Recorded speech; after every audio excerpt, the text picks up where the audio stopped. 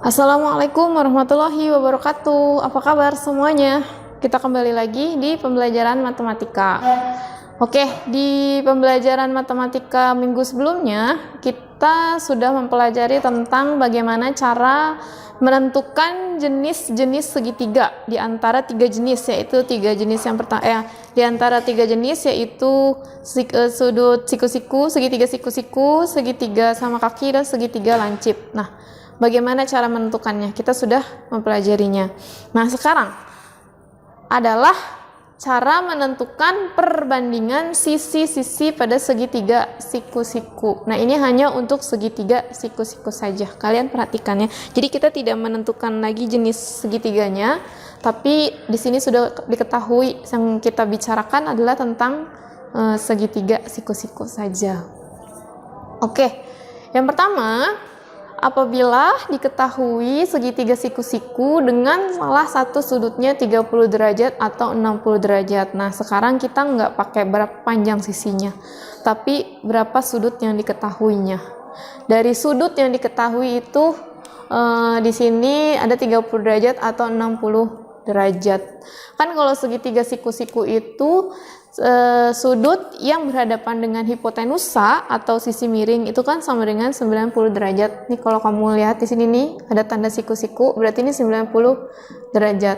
Nah, diketahui salah satu sudut yang lain itu adalah 30 derajat atau 60 derajat. Jadi nanti pada soal nih kamu belum tentu nemuin 30 sama 60-nya, tapi salah satu dari 30 sama 60 ini.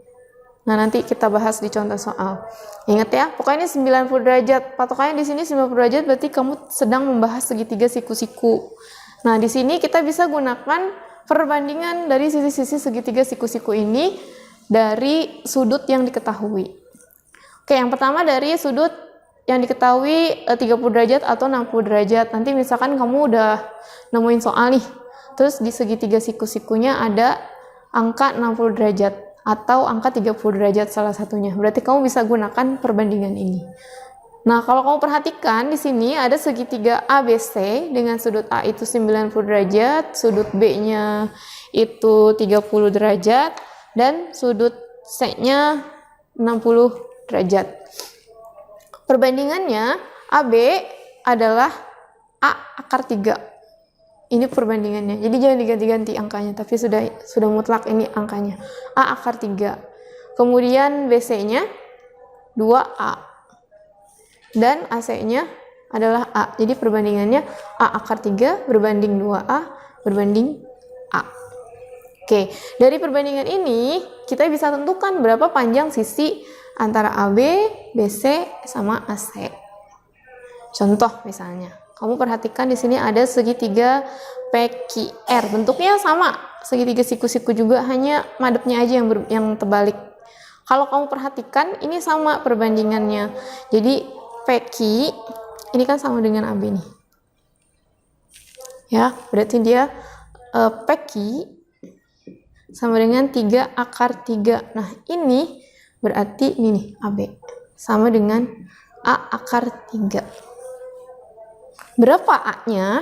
Nah, dari PQ ini kita bisa lihat 3 akar 3 sama dengan A akar 3. Berarti A-nya tinggal kita bagi. Akar 3, 3 akar 3 dibagi akar 3.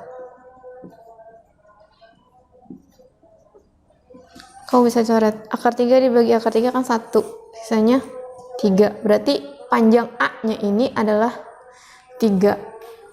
Tentukan panjang QR dan PR. Nih kalau kamu perhatiin di segitiga siku-sikunya, 3 akar 3 ini kan PQ ini nih. 3 akar 3 itu A akar 3. Ini A akar 3.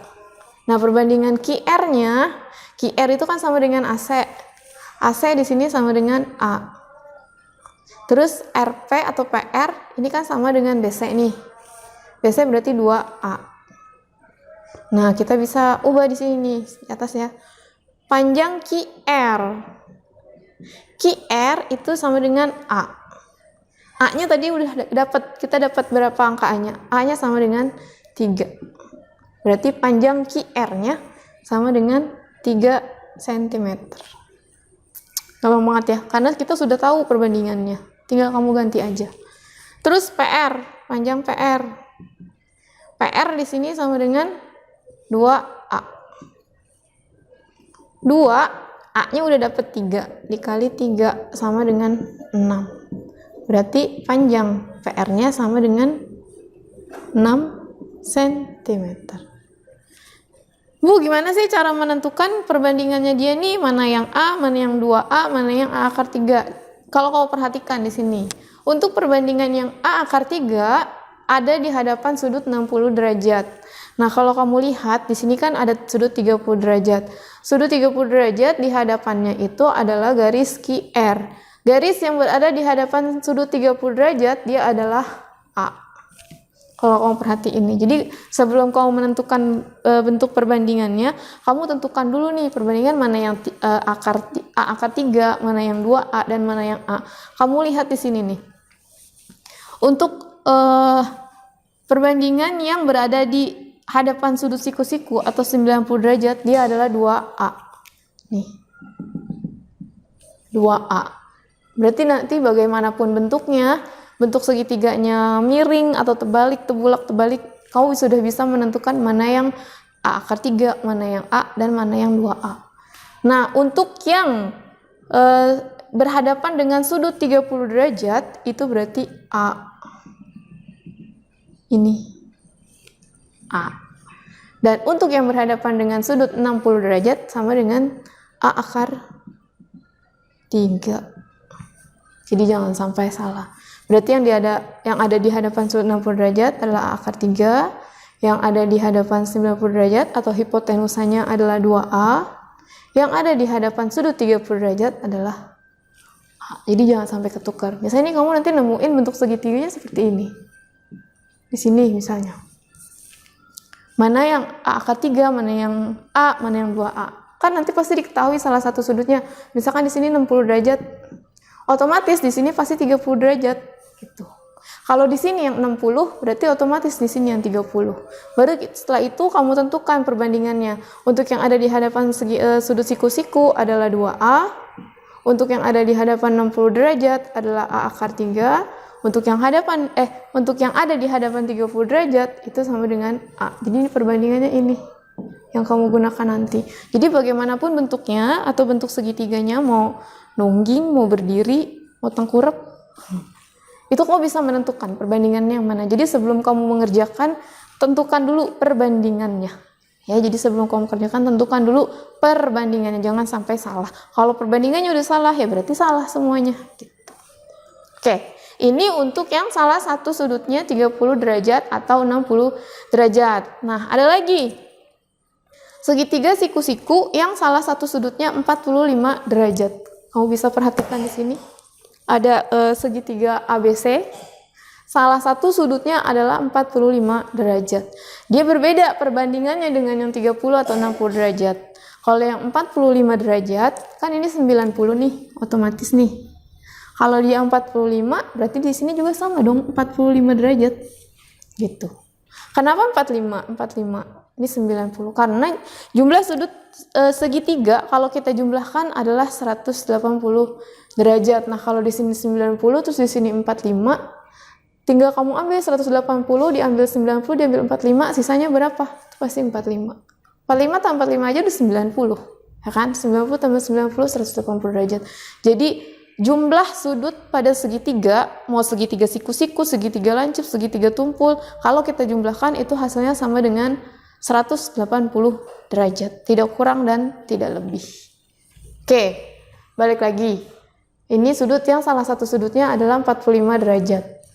Perbandingannya adalah AB berbanding BC berbanding AC. Kamu lihat di sini AB-nya sama dengan A, BC-nya A akar 2, AC-nya A. Jadi sudut garis atau sisi yang berada di hadapan sudut 90 derajat, perbandingan nilainya adalah A akar 2. Sisanya A sama A. Lebih gampang ketimbang yang tadi, yang 30 atau 60 derajat. Kalau yang 45 derajat hanya A banding A banding A akar 2 aja. Hanya A akar 2 yang beda, sisanya sama A. Bagaimana cara menentukannya? Yang tadi kamu lihat di hadapan 90 derajat ini pasti A akar 2, sisanya itu adalah A sama A. Gitu contoh, misalkan di sini. Tentukan panjang PQ dan QR. PQ sama QR.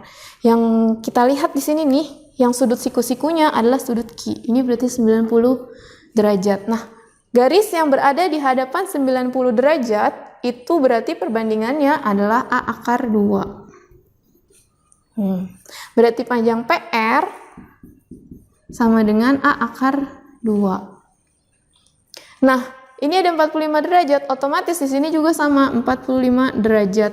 Nah, garis yang berada di hadapan sudut 45 derajat perbandingannya adalah A sama A. Berarti di sini A, ini A. Gitu. Dapat deh, PR sama dengan A akar 2. Berarti PR-nya kan udah ada nih 8 akar 2 sama dengan A akar 2. Nah, A-nya sama dengan tinggal kamu bagi 8 akar 2 dibagi akar 2. Caranya sama, tinggal coret. Akar 2 dibagi akar 2 sama dengan 1. Berarti 8 dibagi 1 sama dengan 8. Berarti A-nya sama dengan 8 cm. Tentukan panjang PQ. PQ sama dengan A. Ya kan? Sini A. A-nya udah dapat sama dengan 8 cm. QR sama dengan A. A-nya juga sama 8 cm. Lebih gampang, lebih mudah dan lebih praktis gitu. Oke, sampai di sini materi untuk minggu ini, untuk pertemuan kali ini. Jangan sampai kalau masih ada yang belum paham, jangan sampai kamu nggak paham. Kalau ada yang belum paham, tanyain langsung ke saya melalui WA atau di Google Classroom juga boleh. Oke, sampai ketemu di minggu selanjutnya. Tetap jaga kesehatan kalian. Selamat belajar. Assalamualaikum warahmatullahi wabarakatuh.